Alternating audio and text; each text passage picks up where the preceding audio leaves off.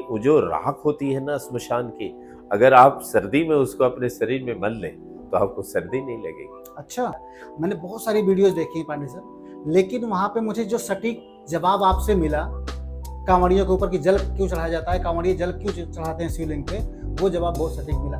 अच्छा, सावन में ही कांवड़ क्यों उठाया जाता है, ये है कि अघोरी शमशान में ही क्यों रहते हैं और भगवान भोलेनाथ से उनका क्या कनेक्शन। नमस्ते, प्रणाम। मैं सतीश तिवारी एक बार फिर से ग्लैम टॉक विद ग्लैमियो के साथ बैठे हैं, उपस्थित हैं। और सावन के पवित्र महीने में आज हम जो चर्चा करने वाले हैं बहुत ही महत्वपूर्ण विषय पर, और हमारे साथ आज उपस्थित हुए हैं श्री डॉक्टर वी.के. पांडे जी। स्वागत करते हैं आपका। और बहुत ही आध्यात्म में और भक्ति भावना से प्रेरित हम सभी को हमेशा अपनी सलाह, अपनी भक्तिमय बातों से, जानकारियों से सराबोर करते रहते हैं। तो आइए आज हम चर्चा करते हैं और स्वागत है आज ग्लैमियो इंटरटेनमेंट में। नमस्कार। सबसे पहले मैं ग्लैमियो स्टूडियो के जितने भी यहाँ टेक्नीशियन और साथ में हमारे एंकर श्री सतीश जी तिवारी, मैं आप सबको अपनी तरफ से बहुत बहुत शुभेच्छा और शुभकामनाएं देता हूँ। श्रावण का पवित्र महीना है और लगता है कि अपने स्तुति के माध्यम से भगवान शिव को एक प्रार्थना और उनको एक नमन करते हैं। वंदे देवमुमापतिं सुरगुरुं वंदे जगत कारणं वंदे पन्नगभूषणं मृगधरं वंदे पशूनां पतिं वंदे सूर्य शशांक बहनि नयनं वंदे मुकुंद प्रियं वंदे भक्तजनाश्रयं च वरदं वंदे शिवं शंकरं वंदे शिवं शंकरं। सबसे पहला मेरा सवाल जो है वो इस पे है कि सावन में ही कांवड़ क्यों उठाया जाता है और उन पे गंगा जल ही क्यों चढ़ाया जाता है। जब समुद्र मंथन हुआ तो उस मंथन में एक तरफ तो देवता लगे थे, दूसरी तरफ राक्षस लगे थे। मंदराचल पर्वत को उस सर्प के बीच में जो मथानी बनाई गई थी और समुद्र मंथन जब हुआ तो उसमें 14 रत्न निकले। और 14 रत्नों में कितने रत्न, कुछ रत्न तो ऐसे थे जैसे लक्ष्मी समुद्र से निकली, वो किनको सौंपा गया, श्री हरि विष्णु को सौंपा गया। अच्छा। ऐरावत इंद्र भगवान लेके चले गए सफेद रंग का। बाजश्रेवा घोड़ा भी दिया गया, वो श्वेत रंग का था। उसके बाद उसे 5 जन्य शंख निकला, भगवान श्री कृष्ण के हाथों का शोभा बढ़ाया गया, क्योंकि उस शंख को बजाने के लिए भगवत सत्ता जैसे शक्ति की जरूरत होती है, तभी वो बज पाएगा। इतना बड़ा शंख हमारे इस तरह से अगर हम फूक मारने से वो बजेगा ही नहीं, और वो दक्षिणवर्ती शंख होता है। और एक सबसे बड़ा अमृत खाने से, अमृत को चख लेने मात्र से व्यक्ति अमर हो जाएगा, इस भावना के साथ कभी राक्षस कभी देवता लेके भागने लगे। सुरक्षित की गई विश्व मोहिनी के माध्यम से भगवान श्री हरि विश्व मोहिनी बनते हैं और उसको सुरक्षित अमृत कलश को लेकर के देवलोक में चले जाते हैं।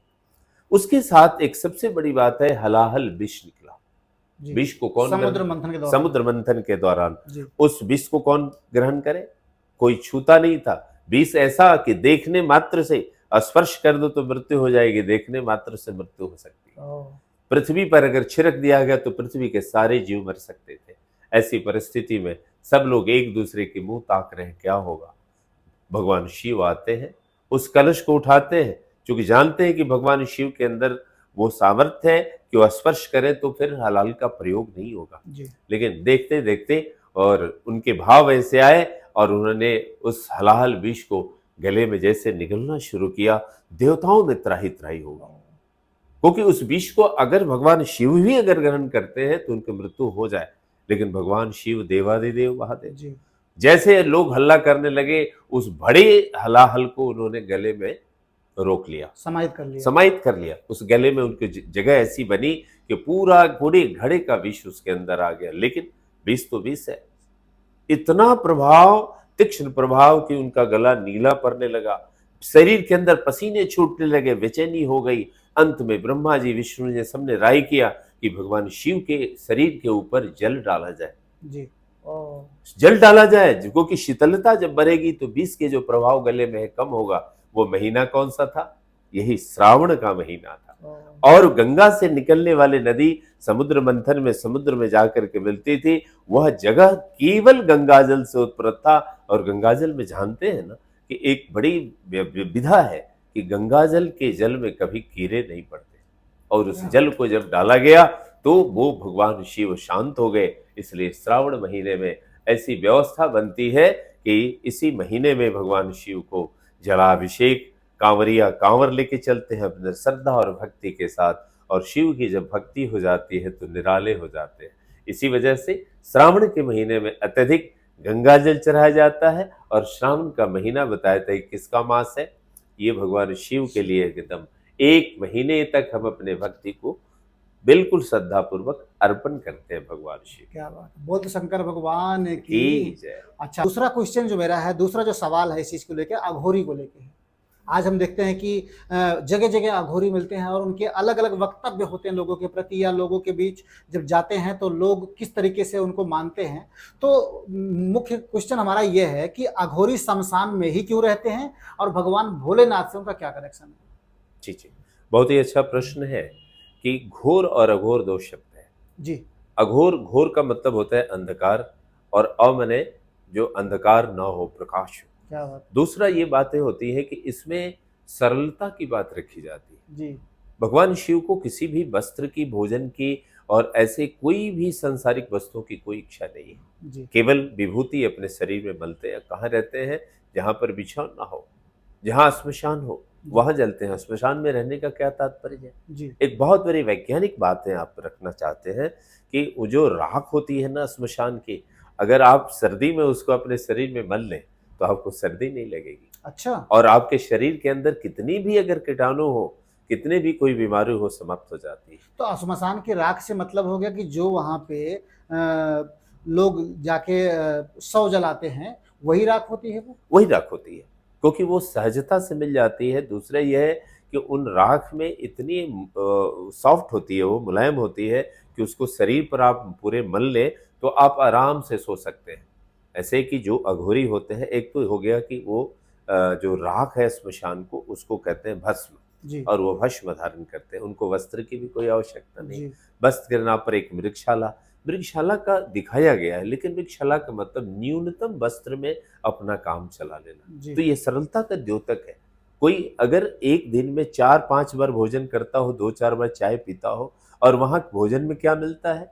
कोई जंगल का फल फूल मिल गया एक बार, जी। 24 घंटे में एक बार ही भोजन करना है। और भोजन में केवल फलाहार भी हो सकते हैं, जो कुछ भी मिला और वहां बैठ करके तब करते हैं। श्मशान से शिव का तात्पर्य यह है कि भगवान शिव ऐसे ही जगह में रहते हैं। और जो अघोरी होते हैं, जिनको संसारिक माया से कोई मतलब नहीं, उस बंधन से है, कोई उनको डर भय नहीं है, कौन मुझे मारेगा, कोई सांप डसेगा, से हिंसक जंतु मुझे मारेगा, उससे निर्भीक होकर के वहां काम करते हैं। इसलिए वो अघोरी श्मशान में जाकर के अपना तप साधना करते हैं और इसको वाम मार्गी साधना कहते हैं। वाम मार्गी साधना का तात्पर्य होता है कि हम जिस उद्देश्य के साथ साधना करते हैं, वो एकाकी होकर के हम उस परमात्म चेतना को, चेतना में अपनी चेतना को मिला देते हैं। यह अघोर संप्रदाय का सबसे बड़ा अनूठा उदाहरण होता है। आदरणीय पांडे जी, मैं एक मेरा आखिरी सवाल है आज के लिए।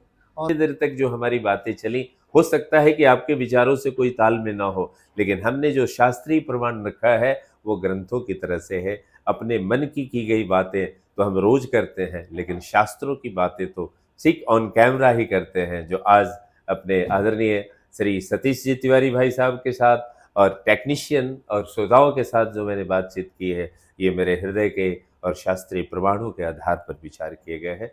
तो एक बात आती है, मैं कभी कभी देखता हूँ, तो सवाल यह है कि ध्यान मुद्रा में बैठे शिव का संदेश आज के तनावपूर्ण जीवन में क्या है? कुछ है क्या कि उनसे कुछ सीखा जा सकता है तनाव के बारे में? बहुत ही अच्छा प्रश्न है। और आजकल बौद्धिक लोगों के बीच में जी। ये चर्चाएं चलती हैं कि हम क्या ऐसा करें जिससे हम तनाव से मुक्त हैं और भगवान शिव कैसे करते हैं। जी।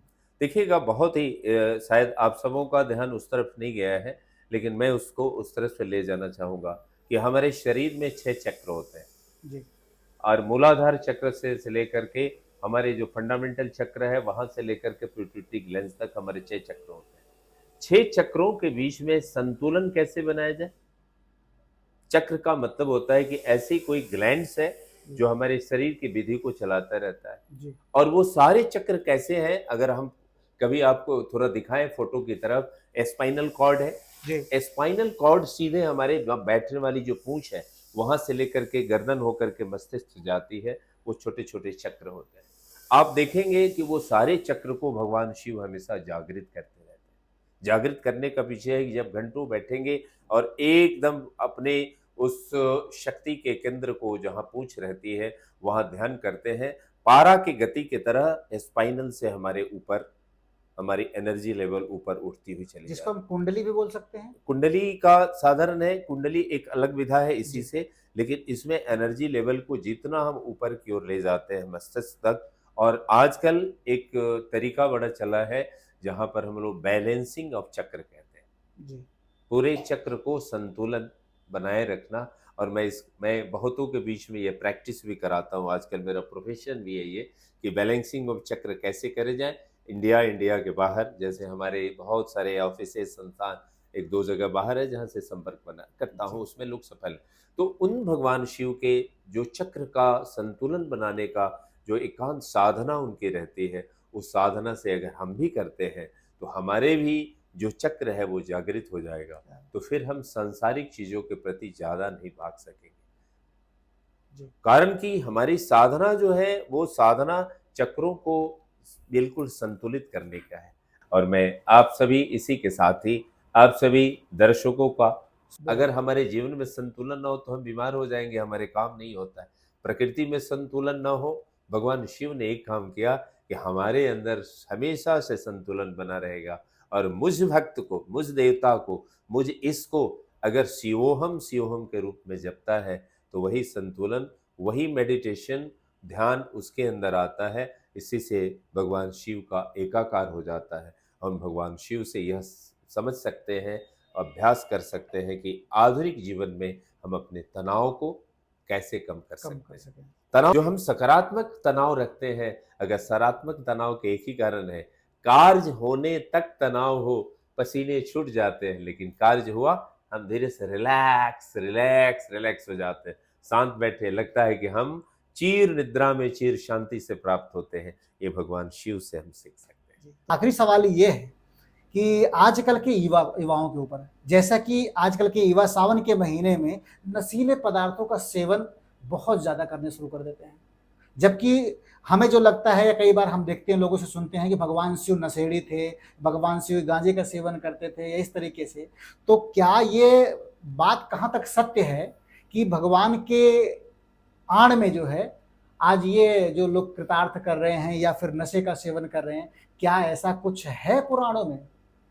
देखिए बहुत ऐसी बातें होती हैं कि भगवान शिव को भजना सामान्य बातें तो हो सकती हैं, लेकिन असामान्य दृष्टि से यदि देखें तो भगवान शिव हैं कौन? जी भगवान शिव का एक दूसरा नाम है जिनको भोला बोलते हैं। भोले का मतलब होता है सरल। सरल। भगवान शंकर जी इतने सरल हैं कि सरलता के साथ उन्हें कोई भी जाता है उसको स्वीकार कर लेते हैं। जी और भगवान शिव को कहते हैं कि भांग चढ़ाया जाता है। भांग का मतलब होता है कि वैसे व्यक्ति जो मतवाला हो, किसके लिए मतवाले होते हैं? अपने भक्तों को उदारता पूर्वक कुछ प्रदान करने के लिए मतवाले होते हैं। उनको एक मुहावरे की तरह कहा जाता है कि भगवान शिव जो है मतवाले हैं, भांग खाते हैं। क्या हम ऐसे मतवाले हैं कि उदारता पूर्वक अपने कांवर किसी को दे सकते हैं, अपने सामने आई हुई थाली को किसी को प्रदान कर दें? ऐसे मतवाले हो सकते हैं क्या? ऐसे ऐसी चीजें अगर हमारे आती हैं तो लगता है कि ठीक है, हम भी मतवाले हैं। लेकिन सिर्फ हम केवल जब नशा करते हैं तो भगवान शिव के मतवालेपन को अपने साथ जोड़ते हैं। भगवान ऐसे मतवाले हैं, उनको अवघर दानी कहा जाता है। अवघर का मतलब होता है कि जितना भी आप ले सको उतना उनको प्रणाम करके, उनकी भक्ति और उनकी आराधना करके प्राप्त कर सकते हो। ये मतवालेपन का है। जो नशे की बात है, वो नशा का मतलब संसार में जो चीजें परित्यक्त है उसको वो ग्रहण करते हैं। परित्यक्त का मतलब जिसने सबने छोड़ दिया। नशा में धतूरा आता है, भांग आता है, पता नहीं कितने कितने आते हैं, वो सारे वो उन्होंने अपने औषधि के रूप में स्वीकार किया। औषधि का मतलब होता है कि भांग को कभी जब पेट में इनडाइजेशन हो तो आप भांग के छोटी सी कोई चीजें अगर पिला दें तो पेट ठीक हो जाता है और भयंकर रोग का नाश हो जाता है। आप एक देखेंगे बिल्वपत्र भगवान को क्यों चढ़ाते हैं? बिल्वपत्र में है कि अगर पेट की बहुत दिनों तक आपकी बीमारी हो तो क्या करें, उसके 5 पत्ते को लें, चाय की तरह उबालें, थोड़े काली मिर्च डालें और उसमें थोड़े से लौंग इलायची डाल करके उस चाय को पिए। 21 दिन पीने के बाद आपकी बीमारी ठीक हो जाएगी। उसी तरह से भगवान शिव को भांग, धतूरा को कनक कहा जाता है। धतूरे में ऐसी व्यवस्था होती थी कि जब शरीर में बहुत दर्द होता था, हाथ पैर कट जाते थे, उस समय वो धतूरे के बीज को दे दिया जाता था कि दर्द का अनुभव न हो। आज हम क्या डरते हैं, उसकी जगह दूसरी इंजेक्शन, वेवरन का इंजेक्शन देते हैं। ऐसे ऐसे इंजेक्शन हमारे यहाँ आ गए हैं, मेडिकल साइंसेज में देते हैं, इसलिए वो औषधि के रूप में दिया जाता है। तो हम ये मानते हैं कि आज जो हम सभी ये कर रहे हैं नशे का सेवन, ये नशे पर बिल्कुल ही रोक लगाया जाना चाहिए, क्योंकि नशा हमारे शरीर को ही नहीं, हमारे वंश और पीढ़ी को बर्बाद कर देती है। तो निवेदन है हमारे सभी युवाओं से खास करके, और जो थोड़ा सा भी भगवान को मानते हैं, अपने बच्चों में, अपने परिवार में ये चर्चा करें और इस वीडियो को अपने बच्चों को दिखाएं। दूसरी चीज, मैं आज के युवाओं के लिए कुछ कहना चाहेंगे इस विषय पे आप? जी, मैं तो यही कहूंगा कि युवा लोगों के इस तरह से विचारों को न देखे सुने। एक चीज है, उद्यमे नहीं सिद्ध्यन्ति कार्याणि न मनोरथै नहि सुप्तस्य सिंहस्य प्रविशन्ति मुखे मृगा। यदि हम खूब परिश्रम नहीं करेंगे, अपने विषयों का ज्ञान बहुत अच्छी तरह से नहीं करेंगे, तो आज के युग में सफलता प्राप्त करना बहुत मुश्किल है। इसलिए अभिवादनशीलस्य वृद्धोपसेविनः चत्वारि तस्य वर्धन्ते आयुर्विद्या यशोबलम। अगर 4 चीजों को आगे बढ़ाना है तो आप समय से जगें, समय से पढ़िए, समय से आप अपने आचरण को और अपने से बड़े बुजुर्गों को नमन और वंदन करें, तो निश्चित रूप से वो युवा पीढ़ी हमारे देश के एक अच्छे भविष्य होंगे और अपने जीवन में बहुत कुछ अच्छा कर सकेंगे। अच्छा, एक सवाल और आता है कि भगवान शिव के ही ऊपर है कि भगवान शिव को वैराग्य और गृहस्थी का आदर्श कैसे माना जा सकता है? बड़ा ही सुंदर और लेकिन उत्तर देने में थोड़ी कठिनता लग रही है जी। एक तो आपका प्रश्न है वैराग्य से, और दूसरा गृहस्थ का एक अनुपम उदाहरण उनके जीवन से कैसे मिलता है। जी। आपको एक दृष्टि से देखें कि माता पार्वती जब कुमारी थी, जिनकी उम्र करीब करीब 12 वर्ष बताया जाता है, शिव को प्राप्त करने के लिए कई हजार वर्ष तप करती है। तात्पर्य है कि सिर्फ पत्नी के ही मन में नहीं है कि पति को प्राप्त करना है, लेकिन पति ऐसे शिव हैं कि उनकी परीक्षा जो है कठिनता से लेनी है। अंतिम क्षण जब आता है, वो 10,000 वर्षों तक तप करती हैं। कैसे? पंचाग्नि लगाती हैं, पैर पर उल्टे लटक के करती हैं, बारिश के दिनों में एकदम खुले आसमान में बैठ करके तप करती हैं।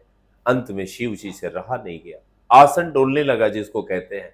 शिव जी आते हैं और कहते हैं, अरे पार्वती ये क्या कर रही हो, किसके लिए? बताते हैं कि हमको तो शिव को प्राप्त, ब्राह्मण के रूप में आए थे। उन्होंने कहा कि अरे उस शिव को भजना चाहती हो जो लंपट है, नशेरी है, श्मशान घाट में रहता है, वस्त्र नहीं पहनता, बड़े बड़े बाल और दाढ़ी बड़े हैं, कुछ भी खा लेता है।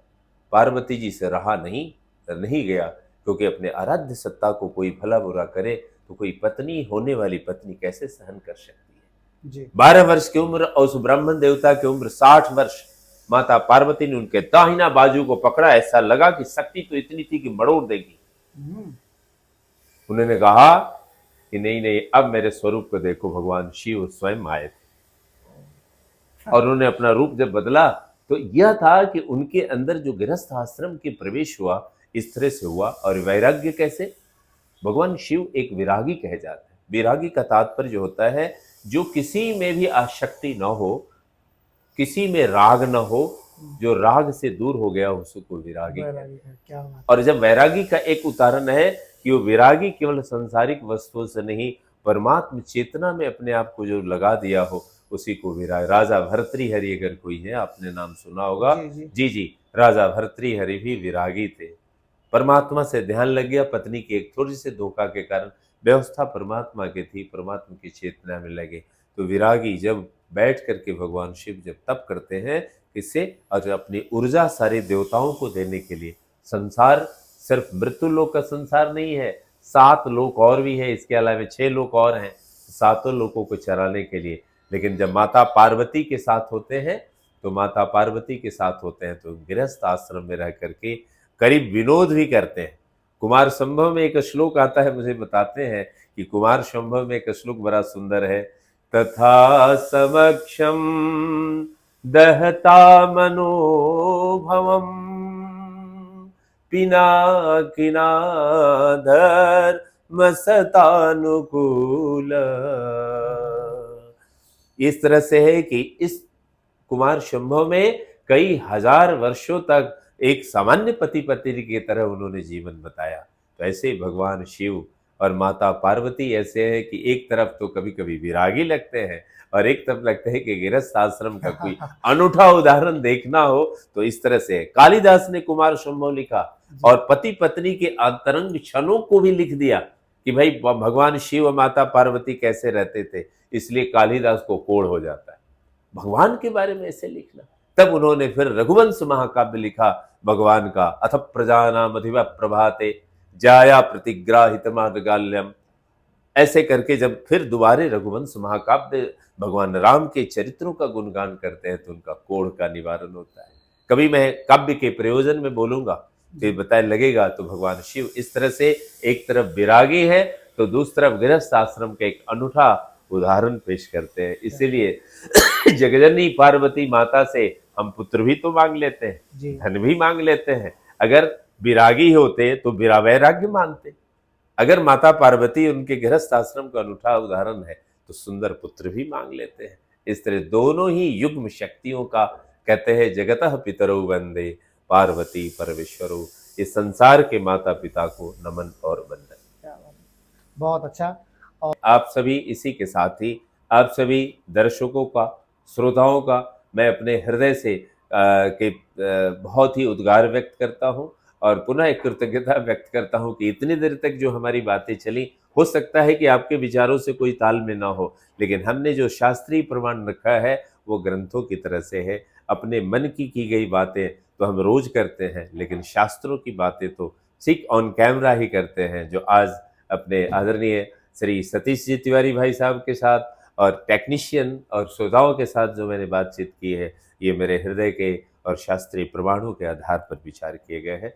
मुझे बहुत उम्मीद है कि पुनः आपको किसी नए विषय पर फिर हम मिलेंगे। तब तक के लिए बहुत बहुत धन्यवाद। बहुत बहुत नमस्कार। धन्यवाद पांडे जी।